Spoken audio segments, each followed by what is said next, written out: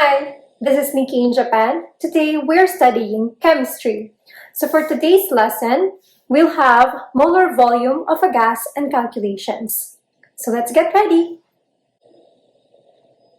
So for today's lessons, we're going to gain the following applications and skills. 1. Obtaining and using experimental values to calculate the molar mass of a gas from the ideal gas equation. 2. Solution of problems involving molar concentration, amount of solute, and volume of solution. As a review, the ideal gas equation depends on the amount of gas. So this is the number of moles in a gas. So it is shown in the following equation: PV equals nRT. P stands for pressure, V for volume, and the amount of moles, R the gas constant, and T temperature. Avogadro's law states that equal volumes of different gases at the same temperature and pressure contain the same number of moles. So this can be shown in the following relationship. The ratio of volume and number of moles would be a constant. So with that, 1 mole of any gas will occupy the same volume at the same temperature and pressure. This is known as the molar volume of a gas. At standard temperature, at 273 Kelvin, and standard pressure, 1 atmosphere, the molar volume of a gas is 22.4 liters.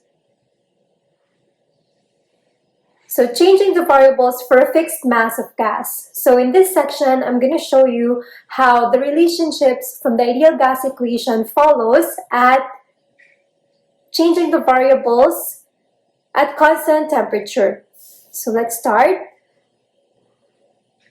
So I'm going to start with the ideal gas equation. So the ideal gas equation is given as PV equals nRT. So when temperature is constant, and since we are talking about fixed mass, that implies nR is also constant. So I want to combine the constant terms at one side of the equation. So I can do this. But checking the equation, you have PV equals nRT. The constant terms n, R, and T are already on one side of the equation. So I can express the constant terms as a constant K, and I would have this equation.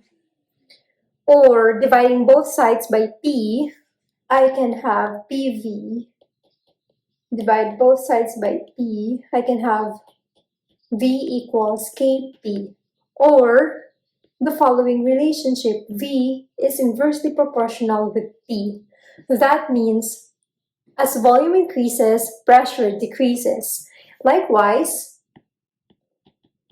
if I divide both sides by V,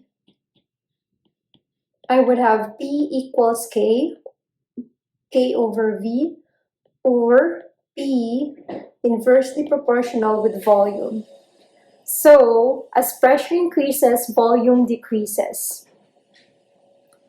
At constant volume, let's start off with the ideal gas equation. PV equals nRT. At constant volume, so V would be a constant, and since this is a fixed mass, nR would be a constant. I can express, so I want to isolate the constant terms at one side of the equation. I can do this by either dividing both sides of the equation by V. So I would have PV equals nRT divided by V. So this would be P equals nR over VT. So I have now isolated the constant terms n, R, and V. I can express this as K, and I can have P equals Kp, or P directly proportional to temperature. So this implies as pressure increases, temperature increases as well. At constant pressure, P is constant. nR is constant because we're talking about fixed mass. So I want to isolate again the constant terms to one side of the equation. So I can do this by either dividing both sides by P or dividing both sides of the equation by NR. But what I'll do is I'll divide both sides of the equation by P. So I would have PV equals nRT, divide both sides by P. So I can cancel out the P term at this side of the equation. I would have V equals nRT over P.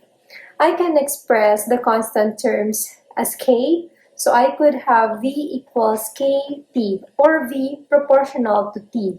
So this implies that as you increase volume, the gas would also increase temperature, or it's the other way around. As temperature increases, the volume of the gas would increase due to the collisions of the particles inside the gas and into the container. So in solving problems involving molar volume of a gas in chemistry, we follow the following steps. Step 1, write down the correct formulas for all the reactants and products. Step 2, balance the equation to obtain the correct stoichiometry of the reaction. Step 3, if the amounts of all reactants are known, work out which are in excess and which one is the limiting reagent. So what is a limiting reagent? As a review, the limiting reagent is one of the reactants that is first used up in the equation. So by knowing the limiting reagent, the maximum yield of any of the products can be determined. Step 4, work out the amount in moles into the mass or volume. Step 5, convert the amount in moles into the mass or volume. Step 6, express the answer to the correct significant figures and include the appropriate units. So let's work out a problem. So the problem reads, calculate the volume of hydrogen gas evolved at 273 Kelvin and 1 times 10 to the 5 Pascal when 0.623 grams of magnesium reacts with 27.3 centimeters cube of 1.25 mole per decimeter cube hydrochloric acid. Okay, so before we start out with the problem, let's try to write down the chemical equation. So the chemical equation here would be magnesium. So it said, in the problem it said magnesium reacts with hydrochloric acid. So since it's an acid, I'll write it as an aqueous solution, which results to the evolution of hydrogen gas plus Mg magnesium chloride, aqueous. Right. Now that we have the correct formula, the chemical reaction, we balance out the equation. So I'm going to write down the atoms involved, magnesium, hydrogen, and chlorine. So I have 1 mole of magnesium here, 1 hydrogen, 1 chlorine, 1 magnesium here, 2 hydrogen, and 2 chlorine. Okay, are they balanced? Okay, let's check. So magnesium, 1 on this side of the equation, 1 on the other side, check, balanced. But for hydrogen and chlorine, they're not yet balanced. So we have to check how to balance them. So note that hydrogen and chlorine are both, there are 2 moles of hydrogen and chlorine in the right side of the equation. So we need a multiplier 2 for hydrogen and chlorine on the left side of the equation. So I can do this by writing 2 here. And if I multiply the coefficients, the original coefficients to 2, I would have 2 hydrogen and 2 chlorine. Now, my equations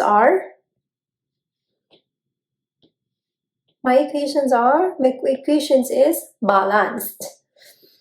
So, after balancing the equation, we have to determine the limiting reagent in the problem. So our reactants are magnesium and hydrochloric acid. So we have to determine which one of them is the limiting reagent in the following reaction. So how do we do this? So I will just write down the chemical formula, the equation, the balanced chemical reaction,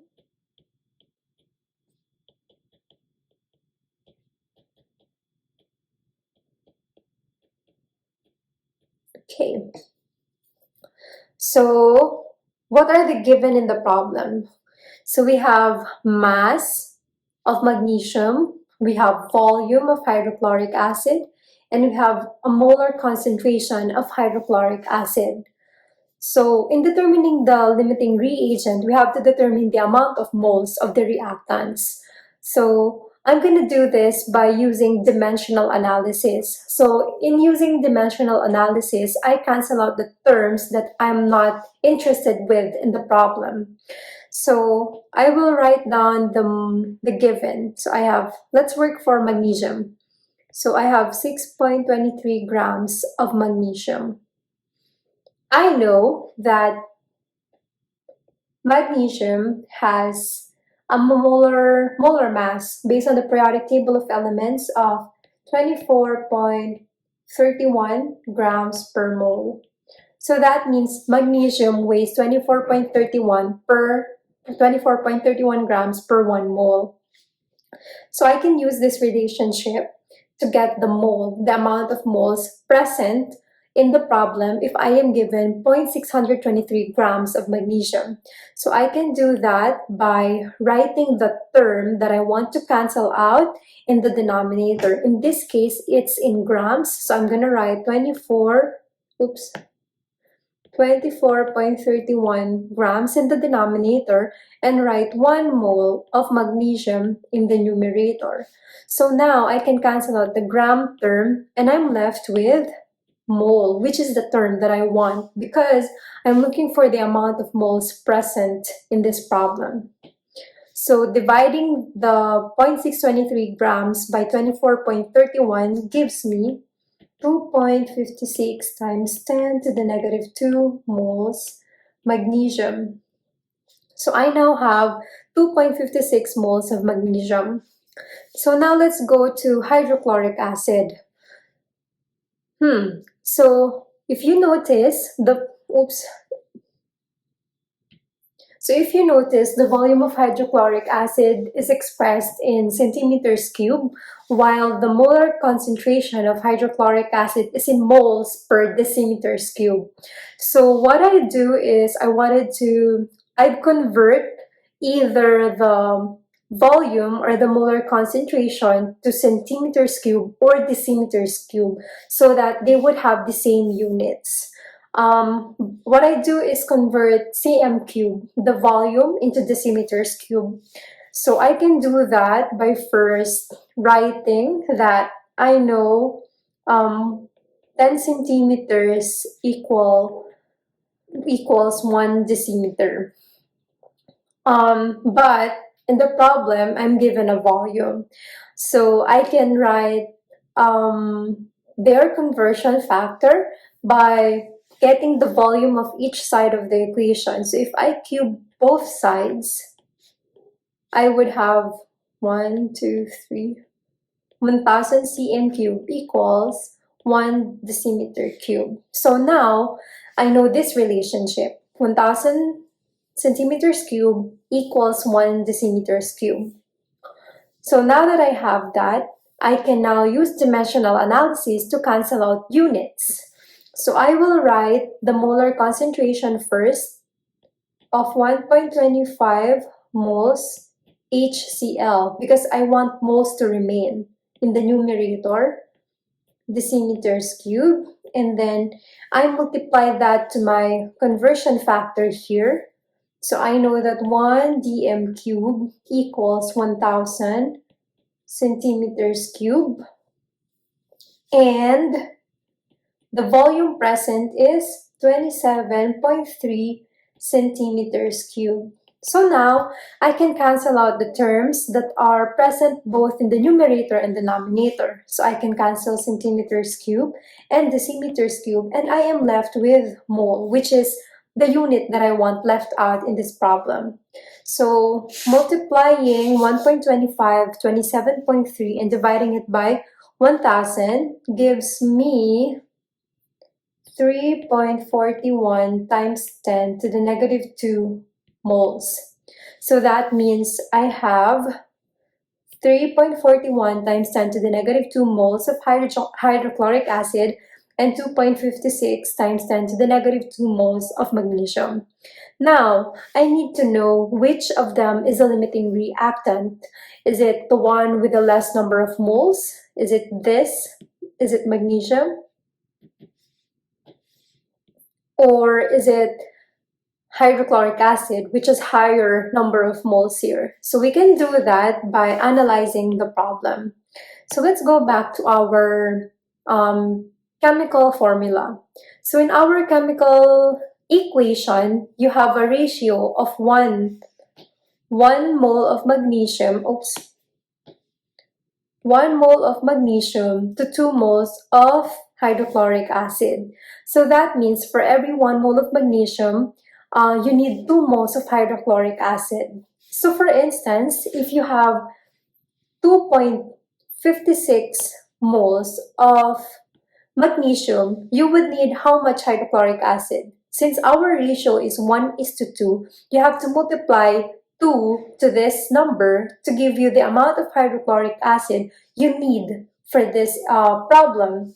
So that gives you 5.12 times 10 to the negative 2 moles hydrochloric acid, right? So for every 2.56 times 10 to the negative 2 moles of magnesium, you would need 5.12 times 10 to the negative 2 moles of hydrochloric acid. Likewise, if you have 3.41 times 10 to the negative 2 moles of hydrochloric acid, you would need 1.705 times 10 to the negative 2 moles of magnesium. But in this problem, we only have, for every 2.56 moles of magnesium, you would need 5.12 moles of hydrochloric acid. However, in the problem, you only have 3.41 moles of hydrochloric acid. So this is less than what is necessary for the reaction to take place.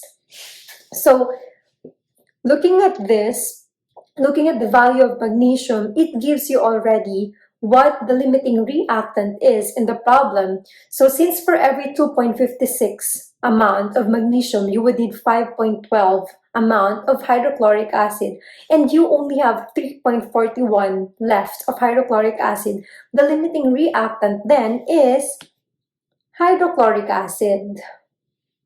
So looking at the number of moles present for hydrochloric acid, so for every 3.41 moles of hydrochloric acid, you would need half of that for magnesium. So that's only 1.705. But in the problem, you have an excess of 2.56. So that means hydrochloric acid is a limiting reagent and magnesium is in excess. So therefore, we should use the amount of moles of hydrochloric acid in computing for this problem. So we have determined that the limiting reagent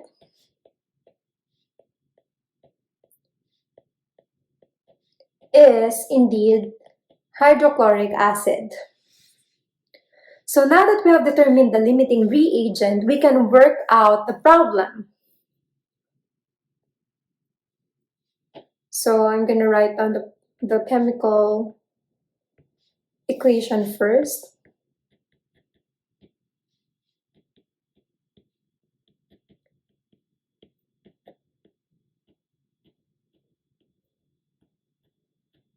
Okay, and I have 3.41. So since the limiting reagent is hydrochloric acid, I'm going to write 3.41 times 10 to the negative 2 moles of hydrochloric acid. So I have 3.41 times 10 to the negative 2 moles of hydrochloric acid.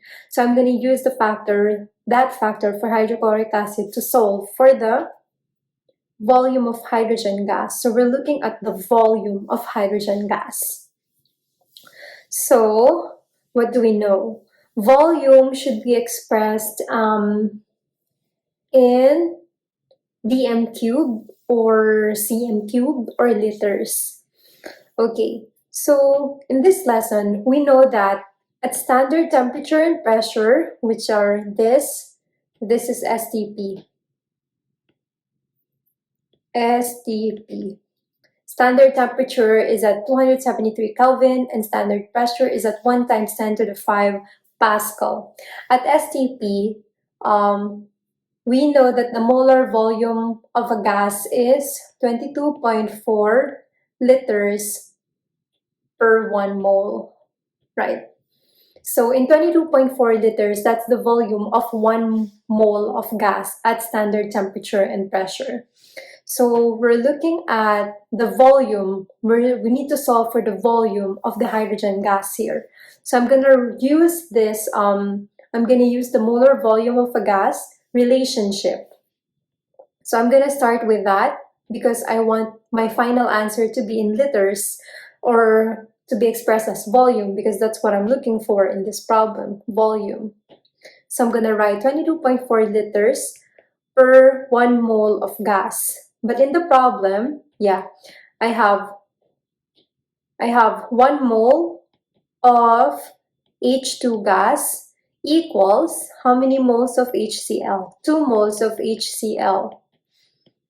And I also know that I have 3.41